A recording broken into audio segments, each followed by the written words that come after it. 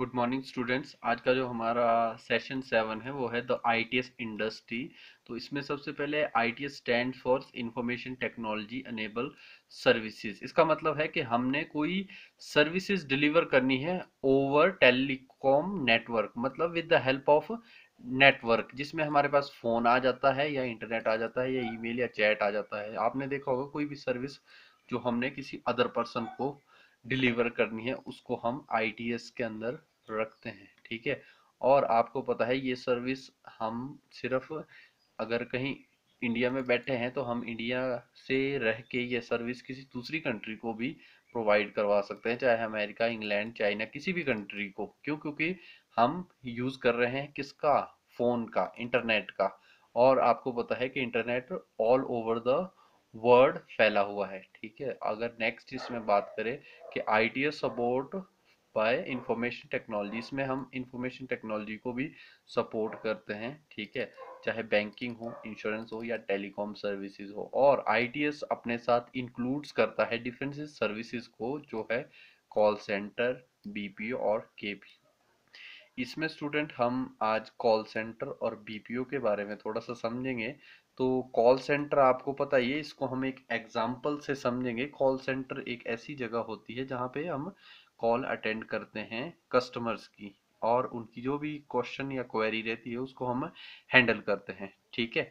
ये अगर हम एक जियो की बात करें, जैसे जियो जब लॉन्च हुआ था तो जियो में क्या इंटरनेट प्लान है, ठीक है, कौन कौन से कस्टमर जियो यूज कर सकते हैं, और अगर किसी ने एयरटेल से, आइडिया से जियो के अंदर जाना है तो उसके लिए क्या प्रोसीजर है।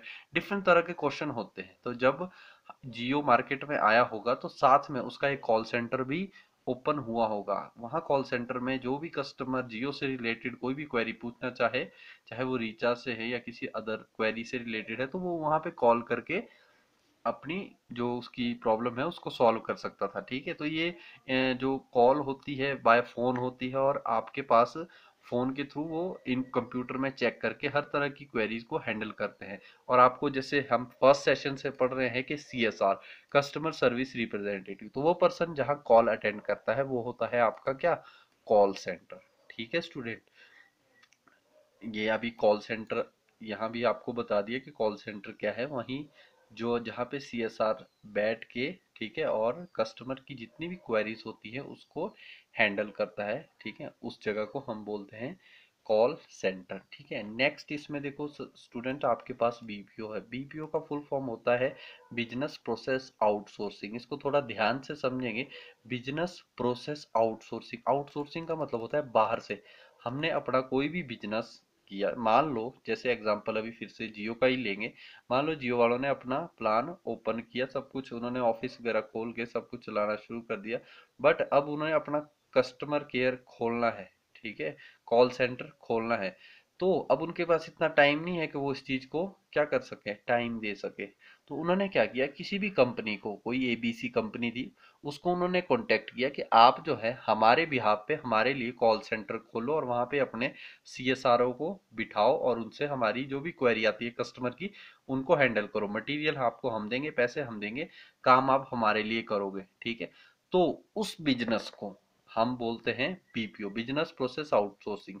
और इसका और भी एक एग्जांपल है, जैसे कि मतलब अपना बिजनेस, थोड़ा बिजनेस किसी और कंपनी को दे देना अपने बिहाफ पे कि आप हमारे लिए ये काम करो और हम आपको इसके लिए पैसे देंगे। मतलब अपना बिजनेस किसी दूसरी कंपनी को हैंड ओवर कर देना और उनको फुल अथॉरिटी देना कि वो हमारे लिए ये काम करे, ठीक है।